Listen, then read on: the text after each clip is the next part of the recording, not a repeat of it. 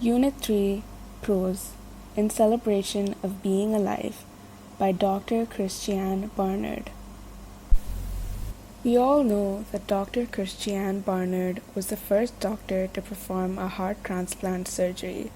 Here we have an extract of his speech wherein he narrates an experience which has changed his perspective of life altogether. Let's find out what led to such a dramatic transformation. 1.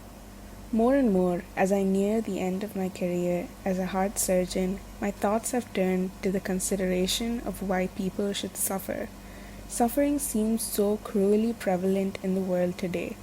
Do you know that of the 125 million children born this year, 12 million are unlikely to reach the age of 1, and another 6 million will die before the age of 5? And of the rest, many will end up as mental or physical cripples. 2. My gloomy thoughts probably stem from an accident I had a few years ago.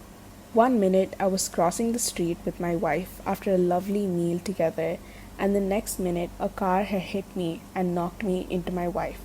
She was thrown into the other lane and struck by a car coming from the opposite direction. 3. During the next few days in the hospital, I experienced not only agony and fear, but also anger. I could not understand why my wife and I had to suffer. I had 11 broken ribs and a perforated lung. My wife had a badly fractured shoulder. Over and over, I asked myself, why should this happen to us? I had work to do, after all. There were patients waiting for me to operate on them. My wife had a young baby who needed her care. 4. My father, had he still been alive, would have said, "My son, it's God's will. That's the way God tests you. Suffering ennobles you, makes you a better person." 5. But as a doctor, I see nothing noble in a patient's thrashing around in sweat-soaked bed, mind clouded in agony. Nor can I see any nobility in the crying of a lonely child in a ward at night. 6. In those days, they didn't have sophisticated heart surgery. I have always found the suffering of children particularly heartbreaking, especially because of their total trust in doctors and nurses. They believe you are going to help them. If you can't, they accept their fate. If they go through mutilating surgery and afterwards they don't complain. 7. One morning, several years ago, I witnessed what I call the Grand Prix of Cape Town's Red Cross Children's Hospital. It opened my eyes to the fact that I was missing something in all my thinking about suffering. Something basic that was full of solace for me. What happened there that morning was that a nurse had left breakfast trolley unattended, and very soon this trolley was commandeered by an intrepid crew of 2. A driver and a mechanic. The mechanic provided motor power by galloping along behind the trolley with his head down, while the driver, seated on the mower deck, held on with one hand and steered by scraping his foot on the floor. The choices of roles was easy because the mechanic was totally blind and the driver had only one arm. 9. They put on quite a show that day. Judging by the laughter and the shouts of encouragement from the rest of the patients, it was a much better entertainment than anything anyone puts on at the Indianapolis 500 car race.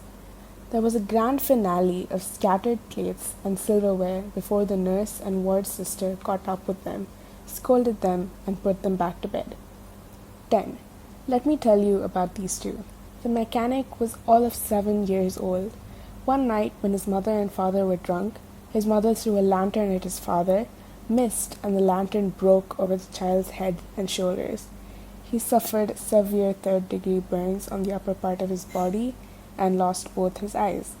At the time of the Grand Prix, he was a walking horror, with a disfigured face and a long flap of skin hanging from the side of his neck to his body.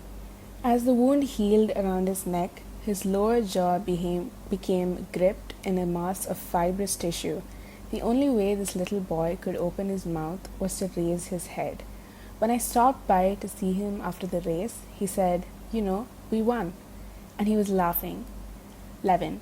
The trolley's driver I knew better. A few years earlier, I had successfully closed a hole in his heart. He had returned to the hospital because he had a malignant tumor of the bone. A few days before the race, his shoulder and arm were amputated. There was little hope of his recovery. After the Grand Prix, he proudly informed me that the trolley's wheels were not properly oiled, but he was a good driver and had full confidence in the mechanic. 12. Suddenly, I realized that these two children had given me a profound lesson in getting on with the business of living.